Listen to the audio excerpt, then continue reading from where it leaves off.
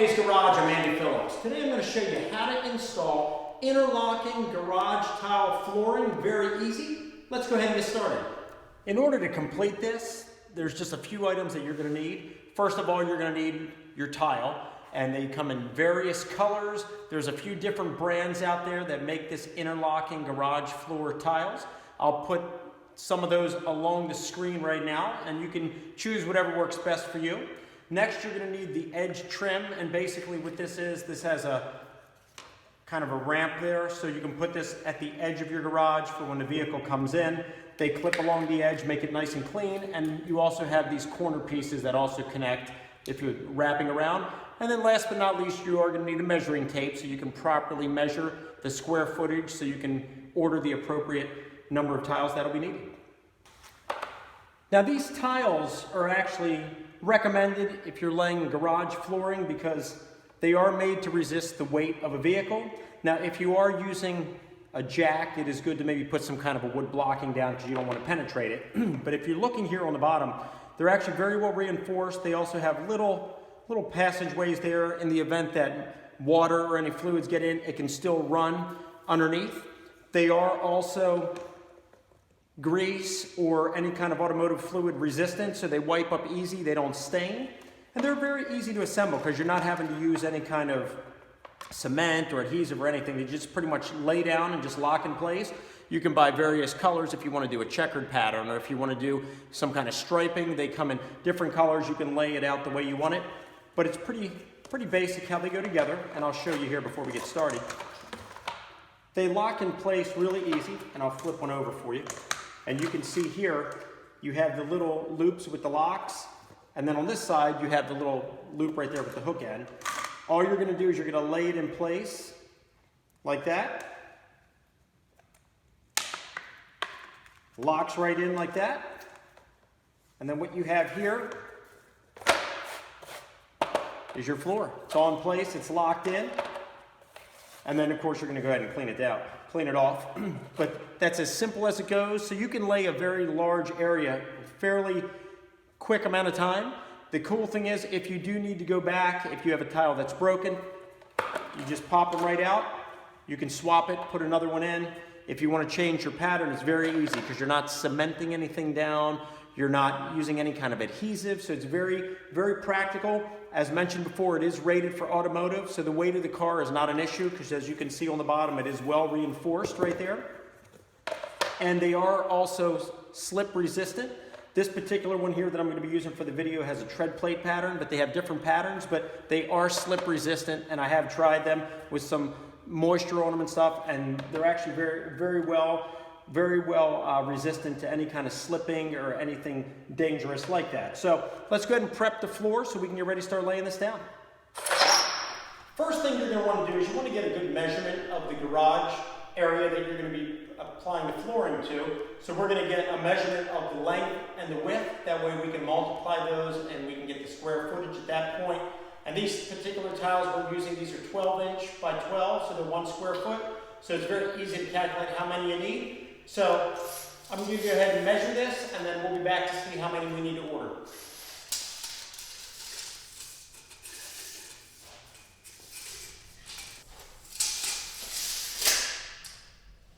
Okay, so I went ahead and I measured the length and the width.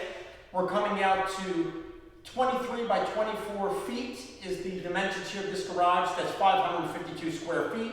As mentioned before, these are 12 by 12 tiles, so it's 1 square foot. So we need 552 tiles. I usually say order a couple more just in case, for whatever reason, you have spares. So I would recommend if you're coming up with 552, go ahead and order maybe 560 or 565. That way you have some extra ones that you can also keep as spares. So we went ahead and we got the measurements. Next thing you're going to do, you're going to order the tile. You can get these online. I particularly ordered mine off of eBay. You can get them from flooring places. You can get them online, Amazon, eBay, all that. So you can do your research and whatever brand you choose to go with, whether it be the nitro tiles or the other locking garage tiles, that's what you're going to order from. So now we're going to go ahead and we're going to clean the floor real good, and we're going to start laying these down. And then hopefully this will go quicker than any other kind of tile that you would lay, and we can wrap it up and see how it looks.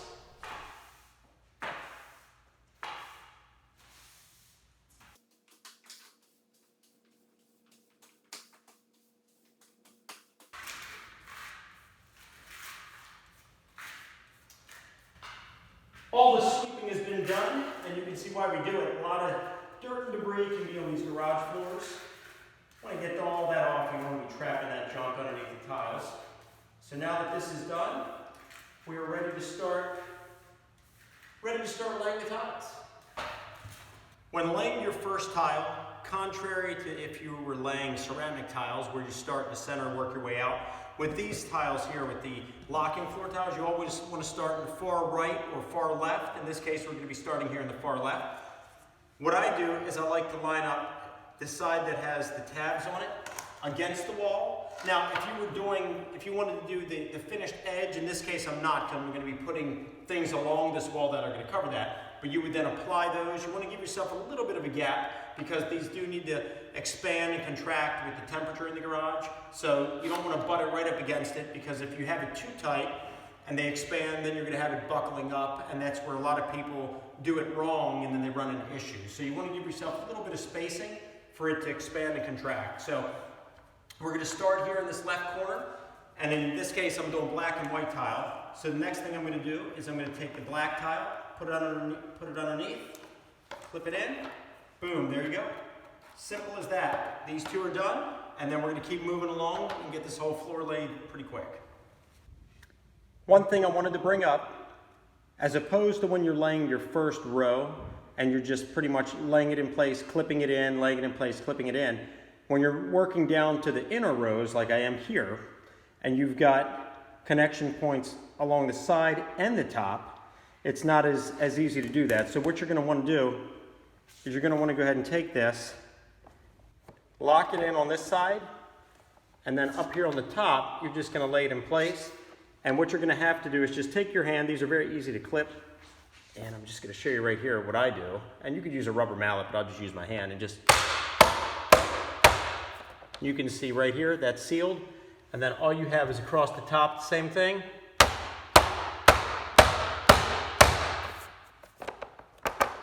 There you go. That's all nice and in place. And then you can keep moving on. We have the tiles here. Let's go ahead and open this up.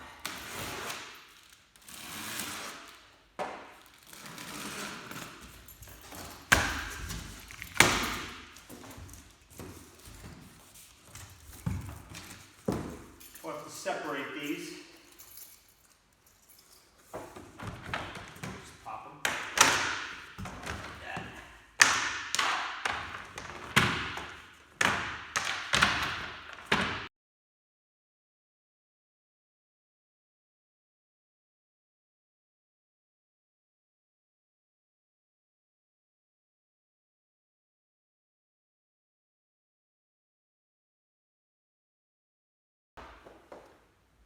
In a case like this, where you're going to be working around any kind of structure, right here I have a little bit of a step coming down that is kind of much in place. I can't do anything about it. Rather than leaving a gap, we're going to go ahead and cut the tile to fit right here, and then we'll wrap around to fill all that. I've already started to cut it. What I found works best is just using a jigsaw. Just measure what you need and then cut that piece out, and then that will fit it right in place, and then you can have a nice finished look.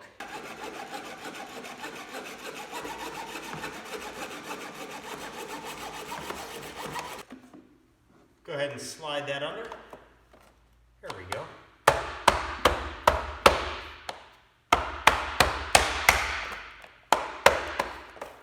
At least now we have a nice clean fit around the steps instead of the cement showing. So now we'll go ahead and do this piece, put that in, and we can continue on.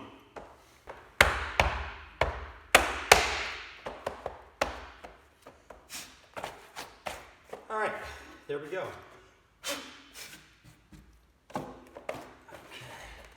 I went ahead and finished here around the steps. You can see that.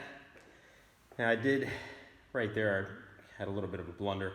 I should have had it wrapped in that piece. Instead I cut it right there. But other than that, you can see the rest of it turned out really good. Coming all along here. So now we're going to continue here. And you can see all that we've done so far there. It's looking really good, and we're almost done. Have this section here, and then we'll go ahead and add the trim right before the door, and that'll wrap that up.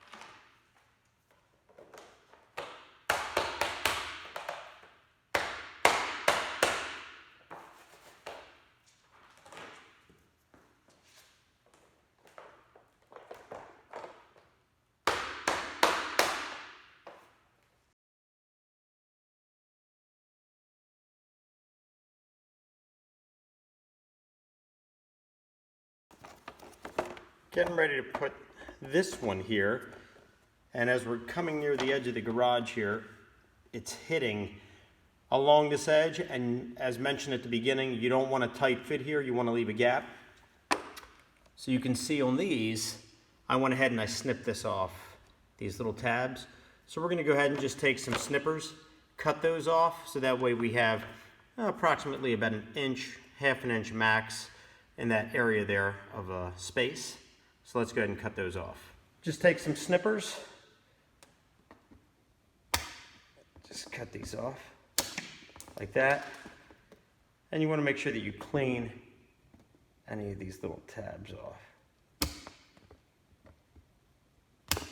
There we go.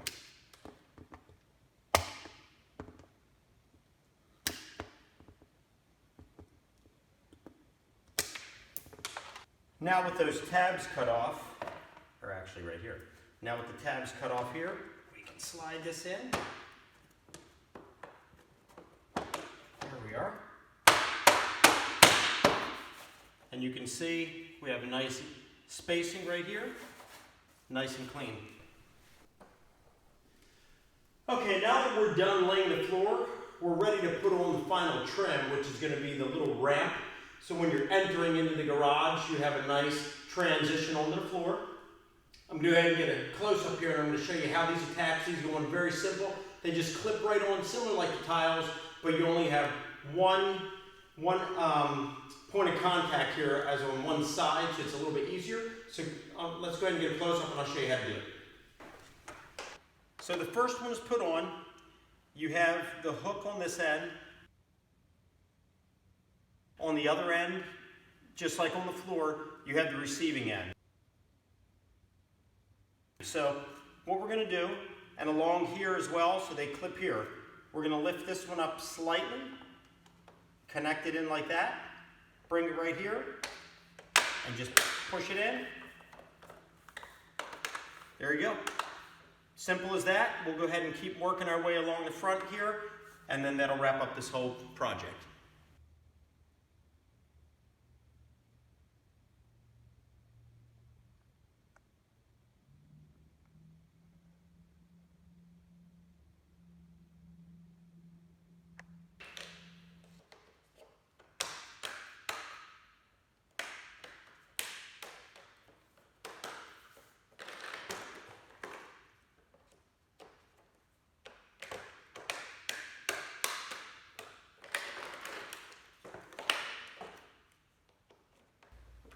And you can see there, has a nice clean edge all along the end of the tiles right near the garage door. And if we come down close, you can see it there, how it has that little bit of a ramp. Here on this edge, I also put a piece of trim there. Just had to cut it to make it fit, but at least that gives it a nice clean look here. And then it matches along here with the main edge coming into the garage. Okay, well that pretty much wraps it up. The floor is in place, everything looks good. We're ready to start bringing the vehicles in. I hope this video helped you out. I hope that it was informative for you. Please send me any questions or any comments. I would love to hear from you. As always, I appreciate all the support, so please like this video, subscribe to the channel, and I'll see you next time.